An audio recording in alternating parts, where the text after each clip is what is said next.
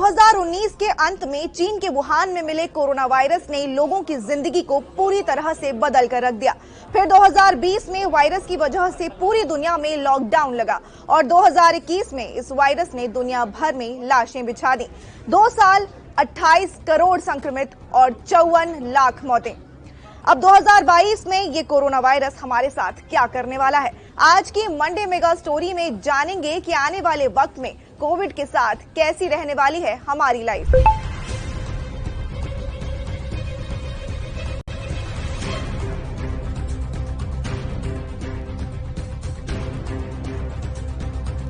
Scientist की माने तो अब कोरोना वायरस म्यूटेट होता रहेगा और इसके अलग अलग वेरिएंट्स आते रहेंगे। कोरोना वायरस के अब तक कई वेरिएंट सामने आ चुके हैं। इनमें से अल्फा, बीटा, गामा, डेल्टा और ओमिक्रॉन इस वक्त WHO की वेरिएंट ऑफ कंसर्न की लिस्ट में शामिल है। कैम्ब्रिज यूनिवर्सिटी के रिसर्चर बेन कृष्णा का कहना है कि ओमिक्रॉन कोरोना का आखिरी वेरिएंट नहीं है।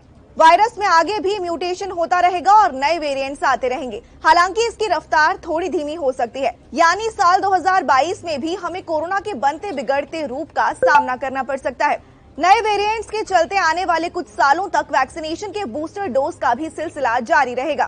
कई देशों में बूस्टर डोज देने की शुरुआत हो गई है। भारत में भी पीएम मोदी ने बुजुर्गों और फ्रंट लाइन वर्कर्स को वैक्सीन की बूस्टर डोज देने का ऐलान किया है। सीरम इंस्टीट्यूट ऑफ इंडिया के CEO अदार पूनावाला के मुताबिक अगले 10 साल तक हर साल 1 से 2 बूस्टर डोज की जरूरत पड़ सकती है। इसके अलावा अब आपका वैक्सीन सर्टिफिकेट आधार जितना ही जरूरी डॉक्यूमेंट हो जाएगा। ज्यादातर देशों ने कोरोना के बाद बिना वैक्सीनेशन अपने देश में एंट्री देने से इनकार कर दिया है। भारत के भी कई राज्यों में स्टेशन, मॉल, सिनेमा हॉल और अस्पताल तक में एंट्री के लिए वैक्सीनेशन सर्टिफिकेट चेक किया जा रहा है। यानी साल 2022 में वैक्सीनेशन सर्टिफिकेट आपके सबसे जरूरी दस्तावेजों में से एक बन जाएगा। कोरोना की एंट्री के वक्त लोगों को सावधानी बरतने के लिए कहा गया 2 गज की दूरी, मास्क है जरूरी। तो अब ये 2 गज की दूरी और मास्क हमारी लाइफस्टाइल का हिस्सा ही रहने वाला है। ICMR ने ओमिक्रॉन के मामलों की स्टडी में पाया है कि 50% संक्रमित लोगों को वैक्सीन की दोनों डोज लग चुके थे। यानी बदलते वेरिएंट से लड़ने में वैक्सीन असफल हो सकती है। ऐसे में WHO का कहना है कि मास्क, सोशल डिस्टेंसिंग और बंद कमरों में वेंटिलेशन से ही कोरोना से बचाव होगा। यानी prevention is better than cure. इसके अलावा डॉक्टर्स का मानना है कि आने वाले समय में पोस्ट कोविड बीमारियों की लहर आ सकती है। वैसे कोरोना के पोस्ट कोविड सिम्टम्स की एक लंबी लिस्ट है। इससे शरीर में कमजोरी से लेकर रिप्रोडक्टिव ऑर्गन्स पर और हार्मोनल असर भी देखने को मिले हैं।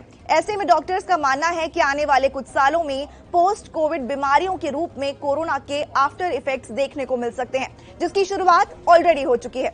कोरोना से लड़ने के लिए मेडिकल साइंस में लगातार एक्सपेरिमेंट्स हो रहे हैं। पीएम मोदी ने जल्द ही भारत बायोटेक की नेजल वैक्सीन लॉन्च होने की घोषणा की है।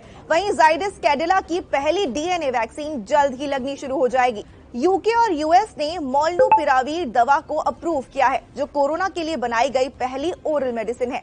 ऐसे में साल 2022 कोरोना के खिलाफ नए साइंटिफिक हथियार डेवलप करने के नाम रहेगा और नई खोज होती रहेंगी।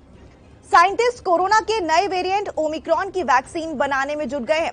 साल 2022 में सबसे ज्यादा चिंता इसी वेरिएंट को लेकर रहेगी। 1 महीने से भी कम समय में ओमिक्रॉन से दुनिया के 108 देशों में लगभग 1.5 लाख लोग संक्रमित हो चुके हैं और इससे 26 लोगों की मौत हो चुकी है। भारत के 17 राज्यों में ओमिक्रॉन के 358 केसेस रिपोर्ट किए गए हैं। ओमिक्रॉन के फैलने की गति इसे सबसे ज्यादा घातक बनाती है। एक्सपर्ट्स की माने तो ओमिक्रॉन के खिलाफ सावधानी न बरती गई तो ये वेरिएंट तीसरी लहर की वजह बन सकता है। अब सबसे जरूरी बात, कोरोना महामारी यानी कि ये कोविड पेंडेमिक एंडेमिक कब बनेगा या फिर कभी बनेगा भी या नहीं। एंडेमिक यानी जब वायरस के फैलने की रफ्तार नहीं के बराबर हो जाती है और लोग प्रिकॉशंस के साथ वायरस के साथ जीना सीख लेते हैं। ब्रिटिश साइंटिफिक जर्नल नेचर ने दुनिया भर के 100 इम्यूनोलॉजिस्ट, वायरोलॉजिस्ट और रिसर्चर्स का एक सर्वे किया है, जिसमें 90% का मानना है कि कोविड-19 एंडेमिक बन जाएगा। लेकिन ऐसा कब होगा, इसे लेकर सबकी अलग अलग राय है। फाइजर के साइंटिस्ट की माने तो कम से कम साल 2024 तक कोरोना एंडेमिक नहीं बनेगा। फिलहाल कोरोना महामारी हमारे साथ रहेगी और हमारे पास इससे लड़ने का बेस्ट ऑप्शन ये है कि हम सावधानी बरतें और इसे अंडर एस्टिमेट करने की गलती बिल्कुल भी ना करें।